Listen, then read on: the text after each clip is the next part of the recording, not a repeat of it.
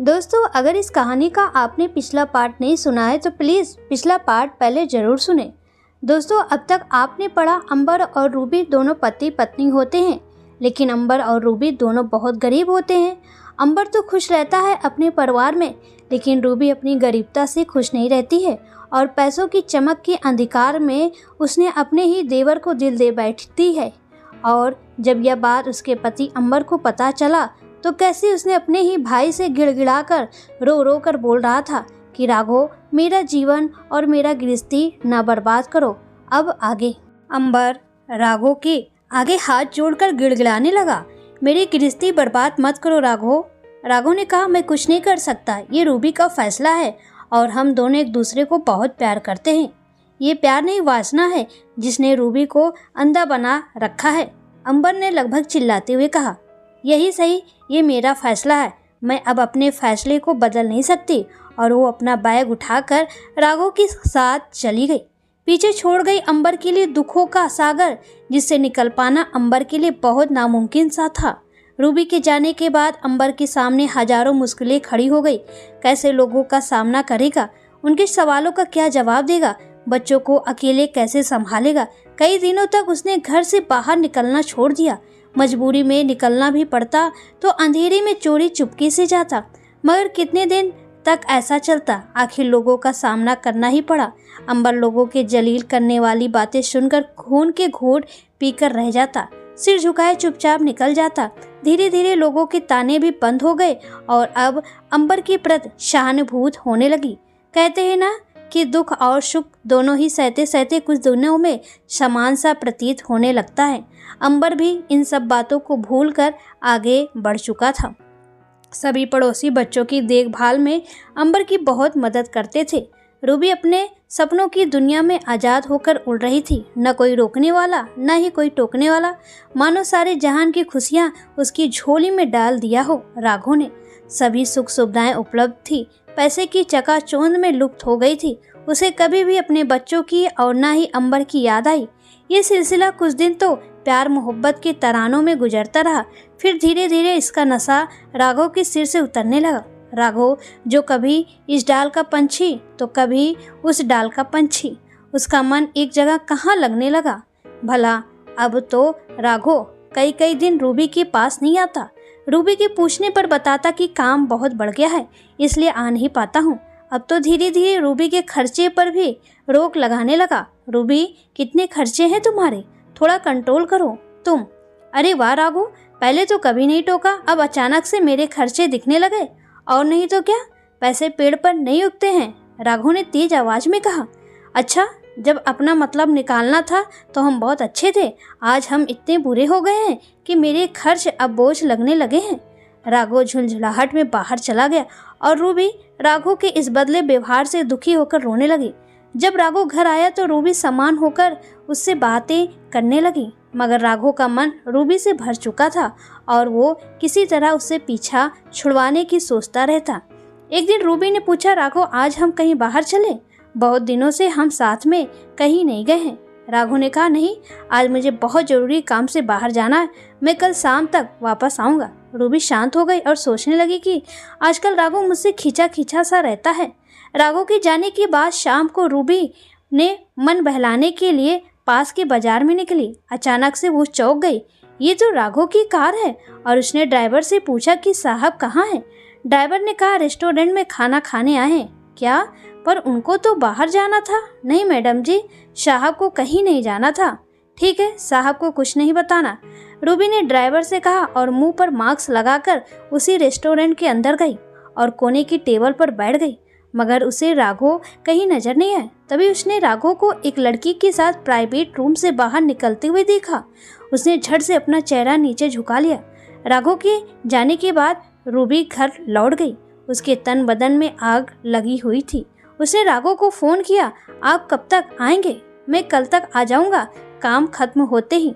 कौन सा काम और कहाँ? उस रेस्टोरेंट में, उस चुड़ैल के साथ। आप किसे बेवकूफ़ बना रहे हैं राघव, ये क्या बकवास है? रूबी, बकवास में नहीं, तुम कर रहे हो। राघव, मैंने खुद अपनी आंखों से देखा है उस चुड़ैल के साथ, वो मेरे क्लाइंट है। रूबी, मैं कुछ नहीं जानती, अभी की अभी घर आओ। ठीक है, आता हूँ। राघव के आते ही रूबी ने चिल्लाना शुरू कर दिया। कौन है वो? कहा ना मेरी क्लाइंट है। झूठ मत बोलो मुझे, अगर धोखा दिया तो मैं तुम्हें बर्बाद कर दूंगी। राघव, समझ लेना, मैं तुम्हारी पत्नी हूँ, उस चुड़ैल को घर में घुसने नहीं दूंगी। कैसी पत्नी? कौन सा पति? तुम केवल घर से भागी हुई औरत हो। राघव, रूबी तिलमिला उठी। तुम मुझे लेकर आए थे, तुमने मुझे अपनी पत्नी का दर्जा दिया है। हाँ रूबी, तुमको लेकर जरूर आया हूँ, मगर तुमसे मैंने शादी तो नहीं की। क्यों? सही कह रहा हूँ ना? और बिना शादी किए साथ में रहने वाली औरत को क्या कहते हैं, तुम्हें पता है कि नहीं? राघव, रूबी चिल्ला उठी। चिल्लाओ नहीं रूबी, तुम कौन होती हो मुझ पर हुक्म चलाने वाली? जो औरत अपने बच्चों और पति की नहीं हो सकी, चंद रुपयों की अपनी इज्जत बेच दिया, उस औरत को मैं अपनी पत्नी बनाऊंगा? ये तुमने सोचा भी कैसे? राघव, मैं तुमसे प्यार करती हूँ, तुम ऐसा कैसे कर सकते हो? प्यार? ये किस चिड़िया का नाम है? तुम्हें मुझसे नहीं, मेरे पैसों से, मेरे रुतबे से प्यार है। ऐसी औरतों का कोई ईमान नहीं होता, जहाँ पैसा देखा नहीं वहीं चल देती हैं। जैसे तुमने अपने इतना प्यार करने वाले पति को और मासूम बच्चों को क्षण भर में छोड़ दिया। रूबी बुत बनकर खड़ी रही। सच तो कह रहा है राघव, सच में मैंने अपनी जिंदगी को, अपने परिवार को, अपने अरमानों के लिए बलि चढ़ा दिया। काश मैं अंबर की कही बात को नज़रअंदाज नहीं करती, इस बनावटी दिखावा और चकाचौंध के माया जाल में ना फंसती। राघव कब घर से बाहर चला गया उसे पता ही नहीं चला, और जब आया तो रूबी के होश उड़ गए। ये यहाँ क्या कर रही है? राघव के साथ मैं उसी रेस्टोरेंट वाली लड़की को देखकर कहा, ये अब यहीं रहेगी मेरे साथ। शायद रूबी को इसकी कल्पना भी नहीं थी। ये क्यों यहाँ रहेगी? रूबी बिफर पड़ी और राघव को पकड़कर झिकझोर कर पूछा, बताओ ये क्यों रहेगी? मेरे होते ये नहीं रह सकती, निकालो इसको यहाँ से। रूबी अपना आपा खो बैठी थी। वो राघव को बुरी तरह नोचने लगी। राघव ने भी रूबी को बहुत मारा। रूबी को समझ नहीं आ रहा था कि क्या करे। 2 दिन बीत चुके, न वो लड़की गई और न ही रूबी और राघव का झगड़ा खत्म हुआ। आज सुबह ही राघव ने रूबी को बहुत मारा। किसी तरह अपनी जान बचाकर घर से बाहर भागी और भागकर सीधे अंबर के पास गई। अंबर घर पर नहीं था। बच्चों को देख लिपटकर बुरी तरह रोने लगी। बच्चे भी अपनी माँ को इस हालत में देखकर सहम गए। मम्मी, तुम हमें छोड़कर क्यों चली गई थी? रूबी निशब्द थी, बस रोए जा रही थी। शाम को अंबर घर आया तो रूबी को देखते ही आग बबूला हो गया। अब क्या लेने आई हो यहाँ? मुझे माफ़ कर दो अंबर, रूबी कहकर रोने लगी। माफ़ी? कैसे कर दूँ तुम्हें माफ़? नहीं कर सकता, चली जाओ यहाँ से। अंबर बिफर पड़ा। जिस ऐशो आराम के लिए तुम्हें अपने छोटे मासूम बच्चों को छोड़कर जाने में जरा भी तकलीफ नहीं हुई, अब तुमको तुम्हारी वही जिंदगी मुबारक हो। हमारी जिंदगी में फिर से जहर मत घोलो प्लीज़ अंबर।